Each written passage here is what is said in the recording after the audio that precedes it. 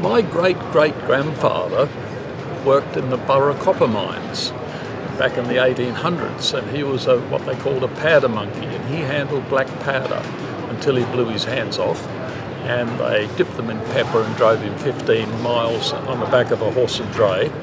And I suppose it's in my blood because, you know, I don't really know why I do what I do. There's a certain feeling towards mining. Now, it might have been inherited, it might have been just in my blood or system or not, but I actually feel that I'm in heaven at the moment doing what I want to do because I think I found my peace in life. Now, my father and mother took myself and my two brothers to the opal fields, and my uncle had a bulldozer where he was cleaning out the dams, and that was one of the first bulldozers that had the cable lift for the blade on the front of the bulldozer. And we travelled all over South Australia, up in the northern area where they find opal, and that was my first introduction to outback Australia. And of course my mother come from Burra, which is 100 miles north of Adelaide, and then from there we would go up and meet my uncle, who was out in the opal field areas cleaning dams out for property owners. He first started with 6 camels and a scraper, and then he moved to his bulldozer. He's so proud of it that he just wanted us to come and have a look at it. I took several trips there, and then in 1960, I was 16 years old, and I went to Andamuka in my 1938 Plymouth 4-door with a borrowed jackhammer and lighting plant, and we started digging in the bulldozer ramps and found some very nice natural black opal matrix from Andamuka. From there, 1970, I worked on the 17 mile in Quilpie and learned how not to mine because I was working with some fellows that just didn't know what they were doing. But we had 2 bulldozers there, and we started to find a little bit of black opal on the 17 mile in Quilpie. I've also worked in White Cliffs, and I found some nice opal there on the western side of White Cliffs. Went to Lightning Ridge. I was the first person to have a drill in Lightning Ridge, and also I was the first person to bring a tunnelling machine into White Cliffs, and then I was the first person to bring a drill into the sheep yard in Lightning Ridge. That's a 9-inch drill that can drill to 90 feet. After that, I decided to move up into Queensland, so I sold the drill, bought an excavator with a friend of mine, and we went into southwest Queensland, west of Quilpie, and we were quite successful there. And then I decided it was a bit of a problem because I had my family in Sydney, and I had to drive up there on weekends and do a weekend and back to Sydney.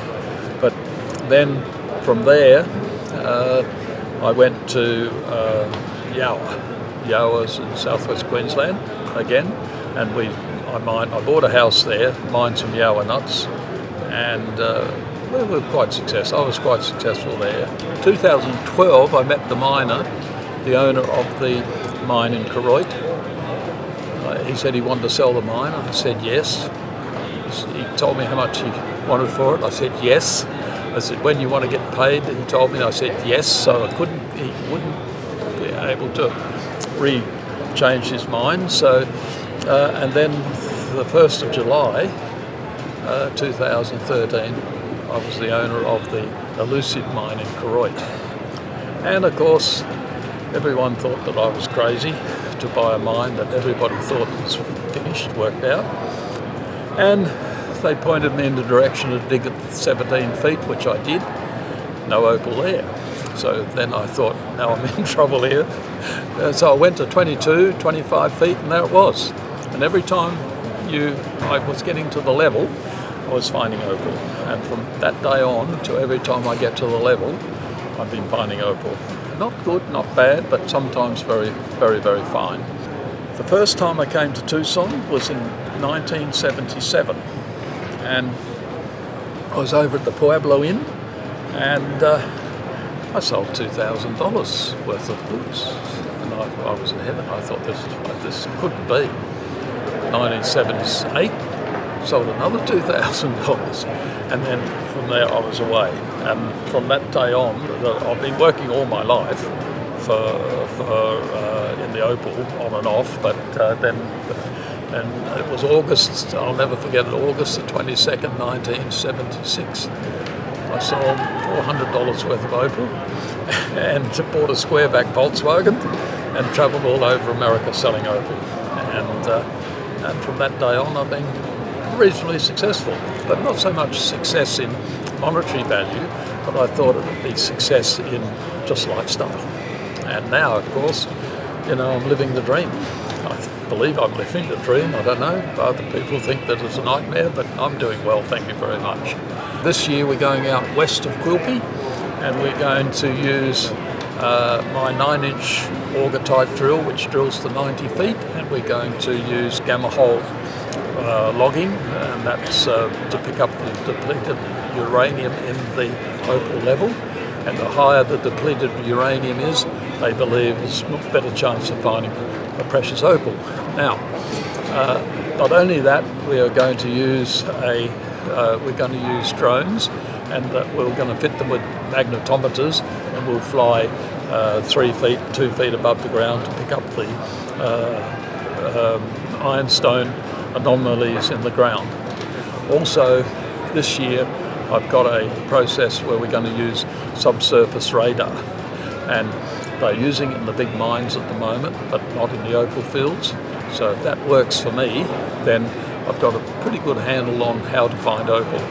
And if we do find a boulder, say up to 90 feet, I can then park my drill over the top of it, most probably drop a hole straight through the boulder to see if there's any colour. And also it will prove that this particular method of finding the level, the boulders, will be successful. We'll have a go at this one, and we'll keep you posted on what's going to happen, or what happens when we get out there. We have to worry about the weather. We've had some very adverse weather out there at the moment. The floods, we had one rainstorm that flooded the place for a week, and then it took us another couple of weeks to get in and out of that country.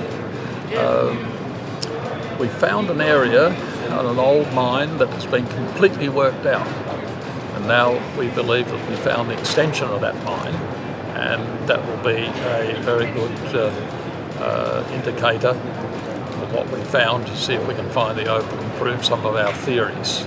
You can go to the YouTube and see and put in Boulder opal mining, Koroit, June 2016, and you can see the Koroit mining operation.